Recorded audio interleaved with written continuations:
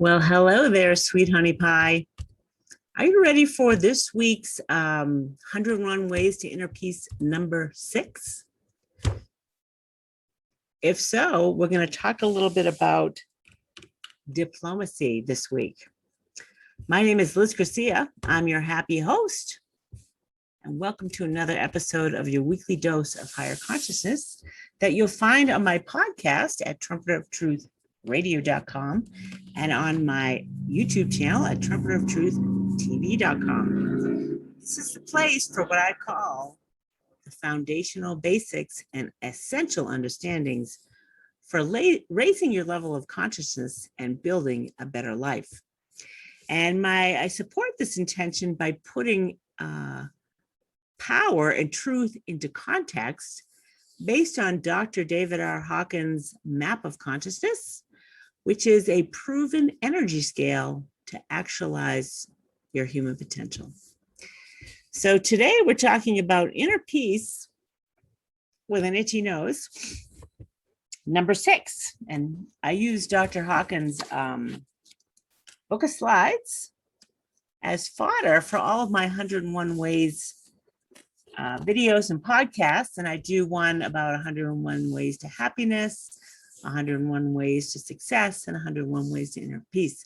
And today we're up to number 6 on inner peace. And it has to do with Dr. Hawkins suggests perfecting your diplomacy skills and gentility. And let me just say a little bit about, first of all, what's diplomacy? I'm going to read it right from the dictionary on Merriam-Webster's dictionary.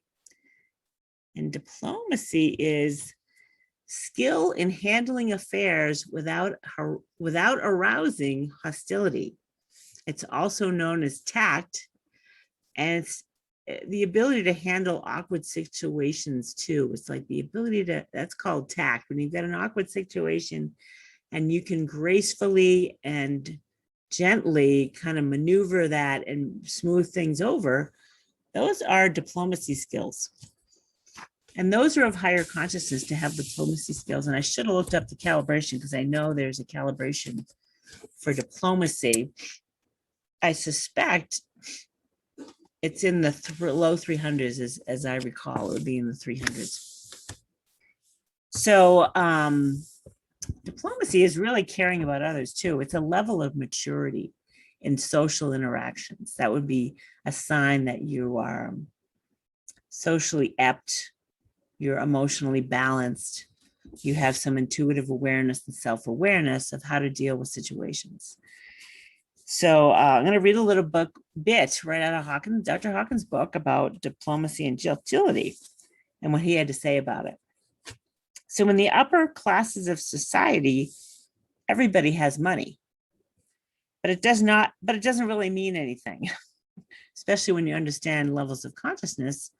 Levels of consciousness span all financial classes. People can be a very high consciousness with zero money, which typically is the case for the most advanced spirit, like Mother Teresa. She was of super high consciousness and lived in poverty, even though she was able to kind of generate millions of dollars for the poor. She had the skill and the level of consciousness to do that. So in upper class society, everybody has a title also, but the most important thing is the capacity for diplomacy and gentility. And in like what would be known as like the Royal Society, for sure, you go to school to have diplomacy and gentility skills. You've got to be mature, considerate, kind, all things of higher consciousness, which you want to become aware of. And I would have to say, I think the royal family is of higher consciousness in general, except for, we all have our stuff, but in public or in regards to dealing with others, they're all highly skilled at diplomacy and gentility and gratitude and kind of humility for the role that they play in the world and for the United Kingdom, as an example. So gentility, so diplomacy is the art of dealing with people in a sensitive, thoughtful, and effective way. Every one of them is gracious and polite with a quietly appealing manner. That means considerate of others, having sensitivity of the needs of others. I mean, Princess Diana was surely diplomatic on many fronts, not to mention loving, a much higher level of consciousness. She was loving on many fronts to all of the groups and the charities and people of the world that she supported. So here's an example. If someone has been standing a long time, the gracious one asks, would you like a chair to sit? And there's this great public service announcement from, I think it's called passiton.com, but they have a public, you've probably seen it on TV or somewhere on video. I see it on TV, where it's this kind of young Latino guy who's like listening to his headphones. You can't really tell what he's about. And then, so I would say he's probably in his mid to late 20s. And he's like, looks like a blue collar guy, just kind of going to work or going to school, wherever it is he was going. And you can't judge a book by the cover. Let's just put it that way. You're not sure what to make of him until this elderly Asian woman gets on the bus and he gets up and offers her his seat. It's really a beautiful kind of visualization of what gentility, lovingness, consideration of others looks like. And to be that way, like to decide to be that way, Dr. Hawkins talks about this, to choose one thing to be without exception is going to raise your level of consciousness on many fronts in your life. You don't have to be of higher consciousness, like all these different lists of things of way to be. Choose one. And here's one right there. You choose.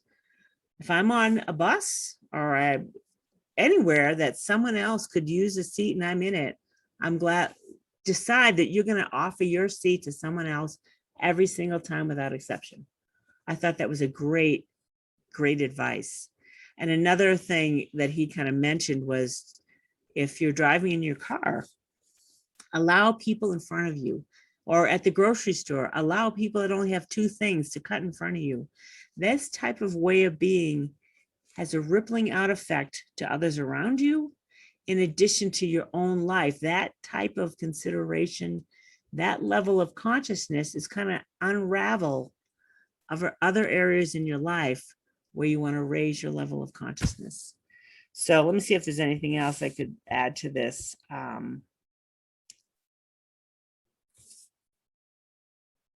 So he says the top people in the world are extremely gracious and solicitous of your comfort. I have to say, I love being hostess with the mostest. And I'm sure you may be a hostess of the mostest, or have a friend or family member that wants to put on the best Thanksgiving, the best birthday parties, whatever it may be, and have it be the most gracious, lovely, memorable event ever.